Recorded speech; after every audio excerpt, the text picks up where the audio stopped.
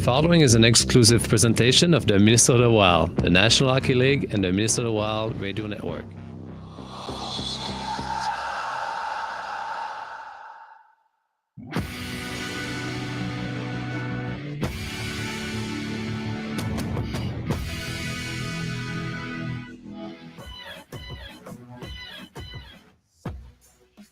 State of hockey and friends, and welcome to XL Energy Center here in St. Paul, Minnesota, where tonight the Wild are back on home ice as they wrap up the season series with the Vegas Golden Knights. Glad to have you along. Welcome aboard, friends. Joe O'Donnell and Tom Reed with you.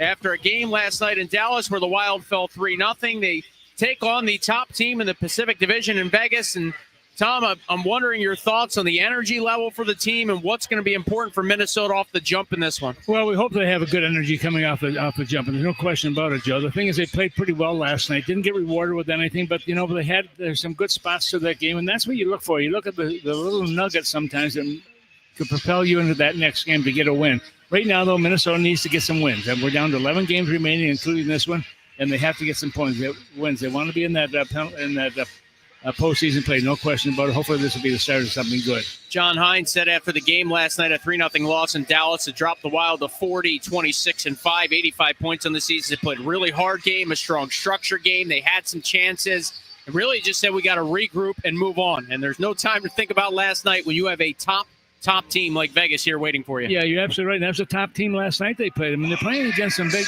teams. There's no question. When you play against those teams, also you elevate your game.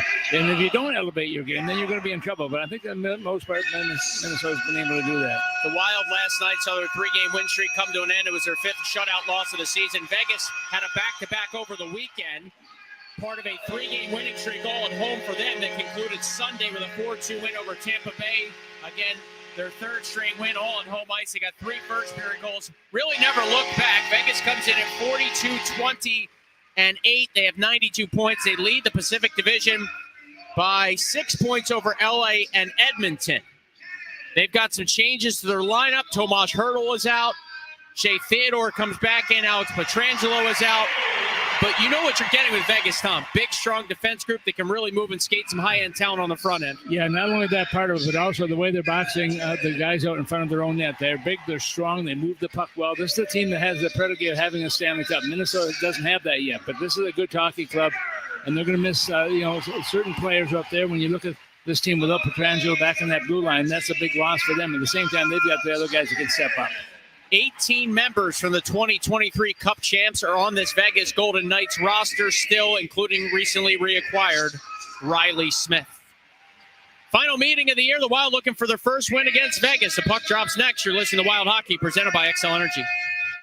At the Home Depot, we know the world is a messy place. Keeping it clean takes science. That's why businesses everywhere have long trusted cleaning products from Ecolab to take on the toughest messes.